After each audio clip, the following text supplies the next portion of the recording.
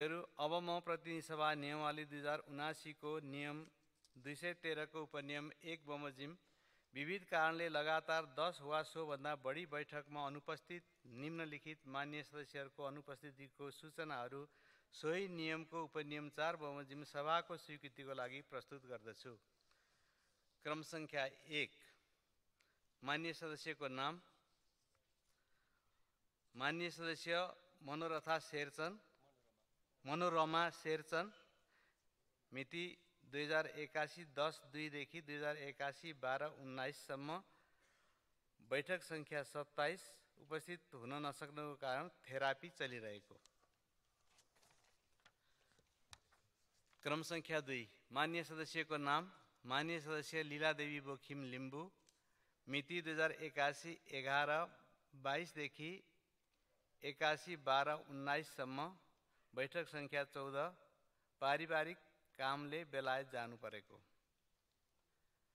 क्रम संख्या 3, मान्य सदस्य सरस्वती बजीमय, मिति 2081 11/28 देखि 2081 12/19 सम्म, बैठक संख्या 11, विशेष कारणले देश बाहिर रहने स्थिति रहेको।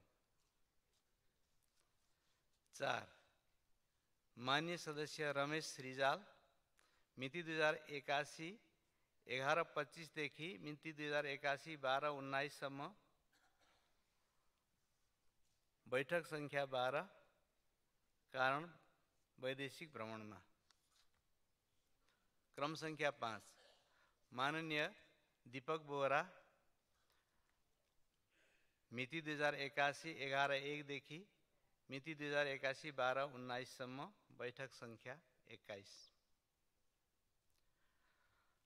मान्य सदस्य शेरबहादुर देउवा, मिति 2081 11/22 देखि मिति 81 12/27 सम्म, बैठक संख्या 11, पार्टीको कार्यक्रममा व्यस्त रहनु परेकाले। क्रम संख्या 7, मान्य सदस्य गीता बस्नेत, मिति 2081 10/18 देखि 2081 12/19 सम्म, बैठक संख्या 27, स्वास्थ्य उपचारमा रहनुभएको। उल्लेखित अनुपस्थितिको सूचनाहरूलाई स्वीकृति जनाइदिनु हुन अनुरोध गर्दछु।